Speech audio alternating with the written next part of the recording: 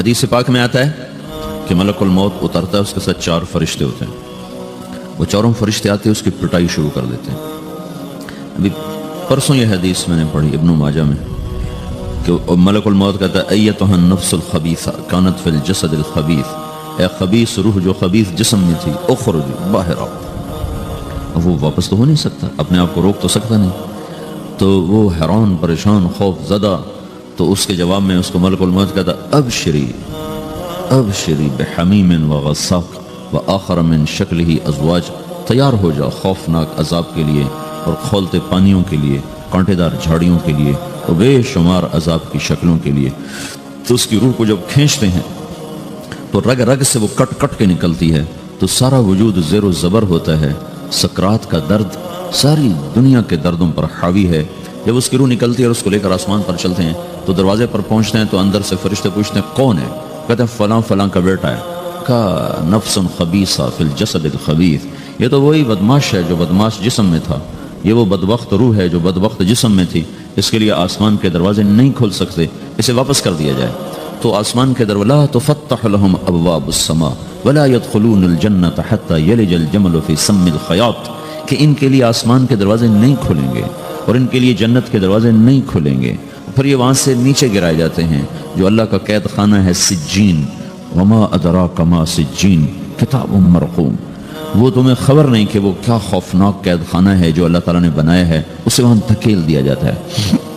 پھر قیامت تک اس کے لیے انتظار کی گھڑیاں ہیں اور عذاب کی شدت ہے، اور جب کوئی نیک آدمی اللہ تعالیٰ کے دربار میں جانے کا اس کا وقت آتا ہے تو اللہ تبارک و تعالیٰ فرماتے ہیں ان الذین قالوا ربنا اللہ ثم استقاموا تتنزل علیہم الملائکۃ الا تخافوا ولا تحزنوا وابشروا بالجنة التي كنتم توعدون نحن اولیاؤکم فی الحیاة الدنیا وفی الآخرہ ولکم فیہا ما تشتہی انفسکم ولکم فیہا ما تدعون نزل من غفور الرحیم۔ جب کوئی نیک مرد عورت کے جانے کا وقت آتا ہے تو اس کے لیے بھی فرشتے آتے ہیں اور آ کر اس کو خوشخبری دیتے ہیں اور آ کر اس کو تسلی دیتے ہیں کہ آپ غم نہ کریں، پیچھے والے بھی آپ کو مل جائیں گے، آپ خوف نہ کریں، آگے ساری منزلیں آپ کے لیے آسان ہیں، آپ کے لیے جنت بھی تیار ہے، رب بھی مہربان ہے۔ اور حدیث پاک میں آتا ہے کہ ملک الموت اور 4 فرشتے آتے ہیں، وہ 4 فرشتے اس کو سہلاتے ہیں، دباتے ہیں کہ موت کا درد اسے محسوس نہ ہو، اور ملک الموت فرماتے ہیں ایتھا النفس الحمیدہ کانت فی الجسد الحمید اخرجی، اے نیک روح جو نیک جسم میں تھی باہر آؤ، کیا کرو؟ وابشری بروح وریحان ورب راض عنک غیر غضبان، آپ کو بشارت ہو آپ کے لیے جنت تیار ہو چکی ہے اور وہاں کی ساری نعمتیں آپ کے لیے میسر ہو چکی ہیں اور اللہ آپ پہ راضی ہو چکا ہے اور اللہ آپ پہ خوش ہو چکا ہے۔ اس پر اس کی روح کو نکالا جاتا ہے، پھر سارے فرشتے اس کو استقبال کے ساتھ جب آسمان پر لے جاتے ہیں تو اندر سے پوچھتے ہیں کون ہے؟ کہ فلاں فلاں کا بیٹا، فلاں فلاں کی بیٹی۔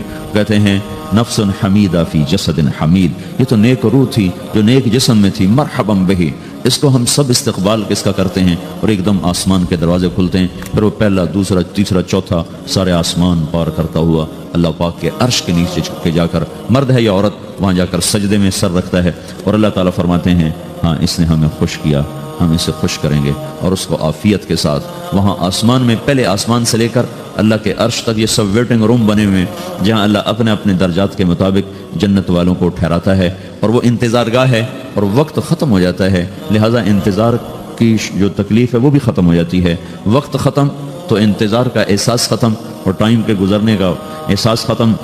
تو جیسے اصحاب کہف کو اللہ نے غار میں داخل کر کے تو غار کے اندر سے وقت کو نکال کے باہر پھینک دیا، باہر 300 سال گزرے، اندر آدھا ہی دن گزرا تھا، وہ جب اٹھے ہیں تو وہ 25 برس کا نوجوان 325 سال کا ہو کے نہیں اٹھا، وہ 25 سال کی عمر میں اٹھا ہے، نہ ناخن بڑا ہے، نہ مونچھیں بڑی ہیں، نہ ان کی داڑیاں لمبی ہوئی ہیں، چونکہ تو زندہ تھے، مر نہیں گئے تھے، تو زندہ کے تو بال بھی بڑھتے ہیں، ناخن بھی بڑھتے ہیں، لیکن وہ اس طرح اٹھے کہ 300 برس گزر گئے اور 25 برس کا نوجوان 25 سال کی عمر میں اٹھا ہے، 20 برس کا 20 برس کی عمر میں اٹھا ہے، اور وہ کہنے لگے کم لبثنا، بھائی کتنا ٹھہرے ہیں؟ یومن او بعض یومن، لگتا ہے کوئی دن آدھا دن ٹھہرے ہیں۔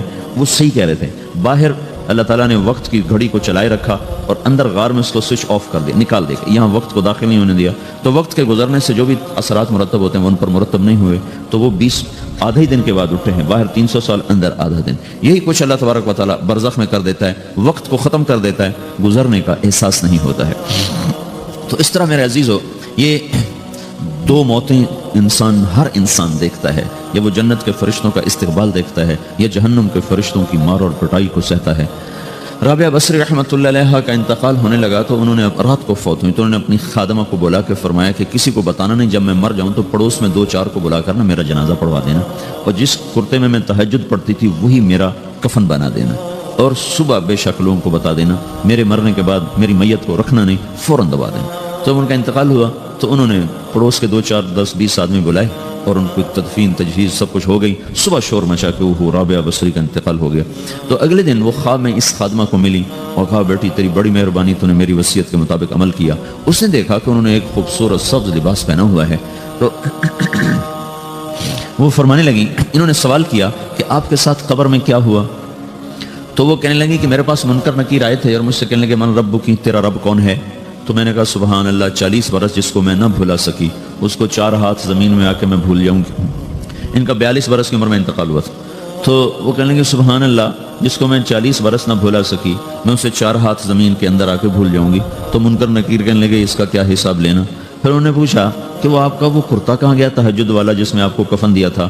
کہا وہ اللہ نے مجھ سے لے لیا ہے اور میرے اعمال کے خزانے میں رکھ دیا ہے، قیامت کے دن میرا وہ کرتا بھی میرے ترازو میں تولا جائے گا اور مجھے یہ لباس پہنایا ہے جو جنت کا لباس ہے۔ یہ بھی ایک موت ہے، اس طرح بھی لوگ مرتے ہیں۔ اور دوسری بھی ایک موت ہے، ہمارے علاقے کی بتا رہا ہوں، اپنے علاقے کی۔ ایک زمیندار مر گیا، اس کی قبر کھودی، ساری بچھوؤں سے بھری ہوئی، ایسے جیسے چیونٹیاں پھر رہی ہوتی، تو انہیں وہ بند کر کے دوسری کھودی، ساری بچھوؤں سے بھری ہوئی، پھر وہ بند کر کے تیسری کھودی، ساری بچھوؤں سے بھری ہوئی۔ قبرستان میں اتنے بچھو کہاں سے آ گئے؟ یہ زمین کے بچھو نہیں ہے، یہ آخرت کی بلائیں ہیں جس کے ساتھ اب اس سے قیامت تک رہنا ہے اور گزارا کرنا ہے۔ تو یہ 2 طرح کی موتیں روزانہ لوگ مرتے ہیں، روزانہ لوگ مرتے ہیں۔ جب نماز کا وقت ہوتا ہے ملک الموت ساری دنیا کا چکر لگاتا ہے اور دیکھتا ہے کون پڑھ رہا ہے کون نہیں پڑھ رہا، کون پڑھ رہا ہے کون نہیں پڑھ رہا۔ جو نماز کی پابندی کرتا ہے اس کی موت آسانی سے ہوتی، جو نماز میں غفلت کرتا ہے اس کے ساتھ موت کے وقت شدت اور سختی اختیار کی جاتی۔ تو بھائیو یہ ایک جسم ہے، ایک روح ہے۔ روح باقی رہنے والی چیز ہے، جسم مٹ جاتا ہے، پھر اللہ سے قیامت کے دن نیا جسم عطا فرمائے گا، ایک نیا جسم دیا جائے گا۔ روح وہی ہے جو اللہ کے خزانوں میں جمع ہو جاتی ہے۔ نافرمان کی سیاہ کالی روح ہوتی ہے، فرمان بردار کی روشن چمکدار روح ہوتی ہے۔ تو اللہ نے کچھ تقاضے جسم کے رکھے ہیں اور کچھ روح کے رکھے ہیں۔ جسم کے تقاضے پورے نہ کرو تو یہ پریشان ہو جاتا ہے، روح کے تقاضے پورے نہ کرو تو یہ پریشان ہو جاتی ہے۔ روح کی پریشانی جسم سے زیادہ ہے، کیونکہ روح کی طاقت جسم سے زیادہ ہے۔ جسم مٹی سے بنا ہے، اس کی غذا بھی مٹی سے نکلتی ہے۔ روح آسمان سے ہے، اس کی غذا بھی آسمان سے ہے۔ روح کا تعلق جب تک اللہ سے نہیں جڑتا اس بھوک اور پیاس لگتی رہتی ہے۔ جسم کو جب تک روٹی اور پانی نہ ملے یہ تڑپتا اور پریشان رہتا ہے۔ جیسے اللہ تعالیٰ نے ہمارے جسم میں روٹی اور پانی کی طلب کو بے ساختہ رکھ دیا ہے۔ میں بیان کے دوران بھی پانی پی رہا ہوں، آپ دیکھ رہے ہیں کہ مجھے میرا حلق سوکھ جاتا ہے، مجھے طلب محسوس ہوتی ہے پانی، حلق سوکھتا ہے پانی کی طرف بھاگتے ہیں، بھوک لگتی ہے ہم روٹی کی طرف بھاگتے ہیں۔ یہ ایک ایسا اندر میں آٹومیٹک سسٹم ہے کہ ہم اس کو آف نہیں کر سکتے۔ یہ سوتے سوتے بھی بھوک کی وجہ سے آنکھ کھل جاتی ہے، سوتے سوتے پیاس کی وجہ سے آنکھ کھل جاتی ہے۔ یہ ایسا خود اللہ تعالیٰ نے ساختہ نظام بنایا ہے کہ آپ اپنے جسم میں روٹی اور پانی کی طلب کو نہیں نکال سکتے۔ میرے عزیزو ٹھیک اسی طرح اللہ نے انسانی روح میں اپنی طلب رکھ دی ہے اور اپنے رسول کی طلب رکھ دی ہے۔ یہ 2 طلب ایسی ہیں کہ یہ آپ کے جسم روح سے نکل نہیں سکتی۔ جیسے بھوکا روٹی نہ کھا لے، پیاسا پانی نہ پی لے، اسے چین نہیں آ سکتا۔ وہ روح جو اللہ اور اس کے رسول سے نا آشنا ہے، جب تک وہ وہاں تک پہنچ نہیں جاتی اسے چین نہیں آ سکتا، اس کا اندر پریشان رہے گا۔ 1997 میں جب جنید جمشید سے میری پہلی ملاقات ہوئی تو اس نے مجھ سے یہ سوال کیا کہ مولوی صاحب، ایک پاکستانی نوجوان جس گلیمر کو خوابوں میں دیکھتا ہے وہ گلیمر تو مجھے زندگی میں ویسی حاصل ہے، میرے چاروں طرف زندگی کا رقص ہے اور میری زندگی کی ہر خواہش السلام علیکم، ویلکم بیک ٹو مسلم سیرہ۔ ایسے ہی بیانات سننے کے لیے ہمارے چینل کو سبسکرائب کریں اور بیل آئیکن کو ضرور دبائیں۔ شکریہ۔ تمنا پوری ہے، اس کے باوجود میرے اندر اندھیرا ہے، میرے اندر خلا ہے۔ مجھے لگتا ہے میں وہ کشتی ہوں جس کا کوئی ساحل نہیں، جس کی کوئی سمت نہیں، جس کا کوئی گھاٹ نہیں۔ یہ کیوں ہے؟ میرے ساتھ تو ایسا نہیں ہونا چاہیے۔ ایک عام لڑکا تو کہتا ہے ہائے کاش یہ ہوتا، اس کو وہ نہیں ہو رہا تو پھر وہ پریشان ہے، ہائے یہ ہوتا، ہائے وہ ہوتا۔ تو میں تو ہائے نہیں کرتا ہوں، میری تو ہر لذت اور خواہش میرے سامنے تشتری میں سجا کے پیش کی جا رہی۔ میں کیوں ایسا کر رہا ہوں؟ میں ہائے ہائے کیوں کر رہا ہوں؟ میرا اندر ویران کیوں ہے؟ میرے اندر میں خلا کیوں ہے؟ یہ وہی خلا ہے کہ روح کی پیاس کو شراب میں بجھانا چاہتا ہے، وہ روح کی پیاس کو لڑکی میں بجھانا چاہتا ہے، وہ روح کی پیاس کو موسیقی سے بجھانا چاہتا ہے، وہ روح کی پیاس کو دنیا کی رانائیوں میں 5 اسٹار ہوٹلوں سے بجھانا چاہتا ہے۔ روح کیا جانے روٹی کیا ہے، شراب کیا ہے، پانی کیا ہے، عورت کیا ہے، موسیقی کیا ہے، گھنگرو کیا ہے، پائل کیا ہے، چھنکار کیا ہے، روح کو ان چیزوں کی کیا خبر۔ امریکہ میں ہماری ایک جماعت تھی تو 4 لڑکے 2 لڑکیاں، 4 لڑکیاں 2 لڑکے مسلمان ہوئے۔ تو ایک لڑکے کا نام رکھا تھا ابراہیم، اور اس کو جب پڑھایا نا کلمہ، انہوں نے کہا ہائے، ان کے ہائے، اور دونوں ہاتھ یہاں رکھے سینے پر، دل پر، کہا ہائے۔ تو ہمارے ساتھی ہیں ڈاکٹر اختر، وہ کہنے لگا کیا ہوا کیا ہوا؟ کہنے لگا جب سے ہوش سنبھالا یہ جگہ خالی تھی، یہ تیرے کلمہ پڑھانے پر بھر گئی ہے کہ میری خوشی سے ہائے نکل گئی۔ یہ جگہ خالی رہے گی، یہاں شراب نہیں پہنچ سکتی، یہاں نغمہ اور موسیقی نہیں پہنچ سکتے، یہاں تالے لگے ہوئے ہیں، یہاں تک کوئی آواز نہیں جا سکتی۔ دل کے تاروں پر ایک ہی نغمہ چڑھ سکتا ہے، اور وہ اللہ کی یاد کا ہے، اور اللہ کی محبت کا ہے، اور اللہ کے رسول کی محبت کا ہے۔ باقی کوئی مزراب ایسا نہیں جو ان تاروں کو چھیڑ سکے، باقی کوئی چیز آواز ایسی نہیں جو دل کی دنیا پر جا کر دستک دے سکے۔ یہاں بند دروازے ہیں، یہاں صرف اللہ پہنچے گا، اللہ کے رسول کا تعلق پہنچے گا، باقی کوئی چیز یہاں نہیں جا سکتی۔ تو چونکہ آج ہمارا علم غلط ہو گیا ہے، پنکھا بند کرو، ہمارا علم غلط ہو گیا ہے، تو ہم نے ان دنیا کی چیزوں کو سب کچھ سمجھ کر اس کی دوڑ لگانا شروع کر دی ہے۔ تو روح آسمان سے ہے، اس کا تعلق اللہ سے بناؤ بھائیو۔ اللہ کا تعلق پائے بغیر نہ کوئی مرد مکمل ہے، نہ کوئی عورت مکمل ہے، اور چونکہ براہ راست اللہ کو کوئی پا نہیں سکتا، چونکہ وہ ہمارے سامنے نہیں، اس کے اور ہمارے درمیان لاکھوں کروڑوں پردے حائل ہیں، تو اللہ اپنے بندوں میں سے ایک کو منتخب کر کے اپنا رسول بناتا ہے، اس پر اپنا آپ کھول دیتا ہے، پھر اسے کہتا ہے جا لوگوں کو بتا کہ یہ زندگی اللہ کو پسند ہے۔ وہ اللہ کا جو رسول ہے وہ بندوں اور رب کے درمیان واسطہ بن جاتا ہے۔ اللہ نے ہمیں حضرت محمد صلی اللہ تعالی علیہ وسلم جیسا رسول دے دیا۔ اللہ تعالیٰ نے اپنا آپ کسی کو نہیں دکھایا۔ موسیٰ علیہ السلام پہ ایک تجلی پڑی، ان کو 40 دن ہوش نہیں آیا، 40 دن اللہ سے ضد کرنے لگے، رب ارنی انظر الیک، اللہ میں تجھے دیکھنا چاہتا ہوں۔ اللہ تعالیٰ نے کہا موسیٰ یہ ہو نہیں سکتا۔ موسیٰ علیہ السلام اللہ کے نبی نے فرمایا لاڈلے نبی تھے، اللہ پاک سے ضد کر لیا کرتے تھے، پھر کہنے لگے نہیں اللہ میں نے ایک دفعہ تو ضرور دیکھنا ہے۔ تو اللہ تعالیٰ نے کہا اچھا تم ایسا کرو، میں طور پہ تجلی ڈالوں گا، فَإِنِ اسْتَقَرَّ مَكَانَهُ فَسَوْفَ تَرَانِي، تو میں تجلی ڈالتا ہوں طور پر، اگر طور کھڑا رہا تو بھی دیکھ لے گا۔ تو اب اللہ خود سامنے نہیں آیا، صرف ایک تجلی اللہ کے عرشوں کے اوپر سے آنا شروع ہوئی ہے، بیچ میں آپ فاصلہ گنے، اور پھر وہ آ کر فَلَمَّا تَجَلَّى رَبُّهُ لِلْجَبَلِ، پھر وہ جبل پر پہاڑ پر آئی ہے، جَعَلَهُ دَكَّا، وہ پہاڑ ریزہ ریزہ ہو کر ہواؤں میں بکھر گیا، وَخَرَّ مُوسَى صَعِقًا، اور موسیٰ علیہ السلام بے ہوش ہو کے گئے۔ اور جب ہوش آیا فلما افاقا، ہوش آتے کہنے لگے سبحانک یا اللہ تو پاک بے عیب، میں تیرے بارگاہ میں توبہ کرتا ہوں، میں واقعی نہیں دیکھ سکتا ہوں۔ ہاں کلام کا شرف ملا ہے، زیارت نہیں ہوئی۔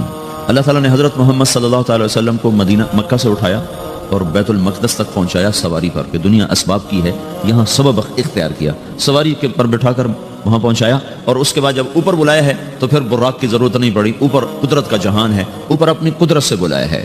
یہ بیچ میں دیکھو نا کتنا بڑا، اب اگر ہوا سے اوپر چلے جاؤ، یہ 500 میل ہوا کا غلاف ہے، اس سے اگر اوپر چلے جائیں گے نا تو آپ خود بم بن کے پھٹ جائیں گے ایک دھماکے کے ساتھ، کیونکہ ہر انسان کے اوپر ہوا کا ایک پریشر ہے، کوئی 280 من کے قریب ہر انسان کے اوپر ہوا کا پریشر ہے۔ اس پریشر کو توڑنے کے لیے میرے اندر خود ایک پریشر بنا ہوا ہے جو اس کو توڑ رہا ہے۔ جب یہ ہوا کا پریشر میرے اوپر سے ریلیز ہو جاتا ہے تو میرا اندر کا اپنا پریشر بم کی طرح پھٹے گا اور مجھے پرزے کر دے گا۔ اس لیے وہ خلائی لباس بنایا جاتا ہے جس میں وہ مصنوعی پریشر دیا جاتا ہے تاکہ اوپر جا کر یہ پھٹ نہ جائیں۔ ہمارے نبی جس کرتے اور تہمت میں تھے اسی کرتے اور تہمت سے بیت المقدس سے چلے ہیں، اور ہوا کو نہیں پار کیا، 7 آسمان ہی پار کر لی۔ اور پہلے آسمان پر حضرت آدم علیہ السلام نے استقبال کیا ہے، اور دوسرے آسمان پر حضرت عیسیٰ علیہ السلام، زکریا علیہ السلام، یحییٰ علیہ السلام نے استقبال کیا ہے، تیسرے آسمان پر حضرت یوسف علیہ السلام نے استقبال کیا ہے، چوتھے پر حضرت ادریس علیہ السلام نے استقبال کیا ہے، پانچویں پر ہارون علیہ السلام نے استقبال کیا، اور چھٹے پر موسیٰ علیہ السلام نے استقبال کیا، اور ساتویں آسمان پر ایک بیت اللہ دیکھا ہے جس کا طواف ہو رہا ہے۔ استقبال کو کوئی موجود نہیں، ایک بڑے میاں ایسے ٹیک لگا کے بیت اللہ کی یوں ٹیک لگا کے بیٹھے ہیں، گوٹھ مار کے، دونوں ہاتھوں کے ایسے گوٹھ مار کے بیٹھے ہیں، ان کی سفید داڑھی ہے، وہ نہیں اٹھے ہیں، باقی تو نبی بھی سامنے کھڑے ہوتے تھے استقبال کو، لیکن یہ بزرگ نہیں اٹھے ہیں۔ تو آپ نے پوچھا یہ کون بزرگ ہیں؟ تو جبریل نے کہا یہ آپ کے دادا ابراہیم علیہ السلام ہیں۔ آپ خود چل کے آگے گئے ہیں وہ قریب آئے تو آپ وہ اٹھے اور آپ کو گلے لگایا, ماتھا چوما, پیار کیا. سارے نبیوں نے استقبال کے دوران کہا تھا ہمارے بھائی آ گئے, مرحبا ہمارے بھائی آ گئے. لیکن جب ابراہیم علیہ السلام سے ملاقات ہوئی تو انہوں نے فرمایا مرحبا میرا بیٹا آ گیا, مرحبا میرا بیٹا آ گیا ہے. اور یہ جو حالانکہ مرتبہ تو ابراہیم علیہ السلام کا چھوٹا ہے, ہمارے نبی کا مرتبہ بلند ہے, لیکن رشتے میں ابراہیم علیہ السلام کا مرتبہ بلند ہے اور ہمارے نبی کا مرتبہ چھوٹا ہے. ابراہیم علیہ السلام اوپر جا کر دادا بن رہے ہیں اور یہ نیچے پوتا پڑ پوتا بن رہے ہیں, تو رشتے کی نسبت میں آپ چھوٹے ہیں وہ بڑے ہیں. مرتبے اور مقام میں تو اللہ کے بعد آپ کا اور آپ کے سامنے کوئی ہے نہیں, بس اوپر اللہ اور نیچے اللہ کا رسول ہے, باقی سبھی نیچے ہیں. لیکن یہ امت کو سبق دینا تھا کہ اللہ تعالیٰ کو معلوم تھا کہ آنے والی یہ جو نسل ہے یہ ماں باپ کے نافرمان ہوں گی, کیونکہ انہیں صرف پیسہ کمانا. آپ کا بھی قصور نہیں, آپ کو ٹیکسٹائل سکھائی جا رہی, کوئی ماں باپ کی تعظیم تو نہیں سکھائی جا رہی ہے. اور خود آپ کے ماں باپ نے آپ کو نہیں بتایا کہ ماں کسے کہتے ہیں, باپ کسے کہتے ہیں. جس چیز نے بتانا تھا وہ آپ نے پڑھا نہیں, وہ تو دین نے بتانا تھا, قرآن نے بتانا تھا, سیرت نبی نے بتانا. وہ سیرت آپ نے پڑھی نہیں, قرآن آپ نے پڑھا نہیں. آپ کا سارا زور لگا پہلے وہ ایف ایس سی کو پاس کرنے میں, پھر ٹیکسٹائل میں آ گیا تو اب دھاگا کیسے بنتا ہے. آپ کا سارا علم ہے کہ دھاگا کیسے بنتا ہے. یہ علم آپ نہیں پڑھ رہے کہ انسان کیسے بنتا ہے, یہ مشین کیسے چلتی ہے, آپ یہ سیکھ رہے ہیں. یہ انسان کیسے چلے یہ کسی ادارے میں نہیں سکھایا جا رہا. وہ اداروں کا یہ موضوع ہی نہیں کہ انسان بناؤ, اداروں کا موضوع ہے بس روبوٹ بناؤ جنہیں بس دھاگا بنانا آتا ہو, کسی کو دوائی بنانی آتی ہو, کسی کو حل بنانا آتا ہو, کسی کو بم بنانا آتا ہو, کسی کو کپڑا بنانا آتا ہو, کسی کو لوہا بنانا